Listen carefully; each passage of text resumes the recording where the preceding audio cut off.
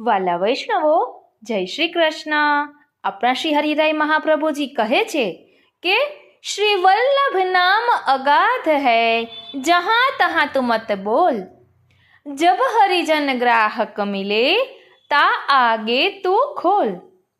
श्री वल्लभ वर को छांड के और देव को ध्याय, तामुख पन्हैया कूटिए जब लग कूटी जाय। श्री वल्लभ वल्लभ रटत हो वल्लभ जीवन प्राण, श्री वल्लभ कबहु न विसारी हो मोहे मात पिता की आन। અને આ જ વલ્લભ સાખીમાં શ્રી હરિરાય મહાપ્રભુજી કહે છે, શ્રી વલ્લભ નામ નૌકા બિના કહો કો ઉતર્યો પાર। એટલે શ્રી વલ્લભના નામની નૌકાનો આધાર લઈને આપણે આ ભવસાગર પાર કરી જાશું અને શ્રી કૃષ્ણના અધરામૃતની પ્રાપ્તિ મેળવીશું। કારણ કે શ્રી કૃષ્ણના અધરામૃતની પ્રાપ્તિ શ્રી વલ્લભની કૃપા સિવાય શક્ય નથી। માટે કહે છે, સબન તે શ્રી વલ્લભ નામ ભલો, યાહી મેં ગોકુલ યાહી મેં વૃંદાવન યાહી મેં વ્રજમંડલો। અને એમ પણ કહે છે કે ભોર ભય ભાવ સોલે શ્રી વલ્લભ નામ। એટલે શ્રી વલ્લભના નામનો મહિમા અપરંપાર છે।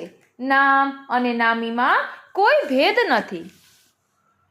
શ્રી હરિરાય મહાપ્રભુજી અહીં કહે છે કે શ્રી વલ્લભ પ્રભુનું નામ એવું છે કે તેનું પાર કોઈ પામી શક્યું નથી। શ્રી સર્વોત્તમ સ્તોત્રના 27, 28 અને 30મા શ્લોકમાં શ્રી વલ્લભના 3 નામ બિરાજે છે, સર્વજ્ઞાત લીલા, પરહ અને ત્રિગુણાતીત।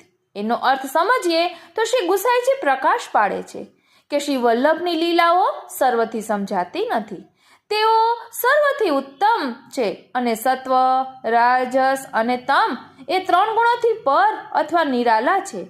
તેવી જ રીતે 23મા શ્લોકમાં નિગૂઢ હૃદય નામ દ્વારા જણાવ્યું છે કે આપ શ્રી અતિ ગૂઢ હૃદયવાળા છે। એવા શ્રી વલ્લભનું નામ અગાધ છે। આવા અનમોલ નિધિનું દાન સુપાત્રે જ કરાય, ત્યાં તે વેડફી ન દેવાય।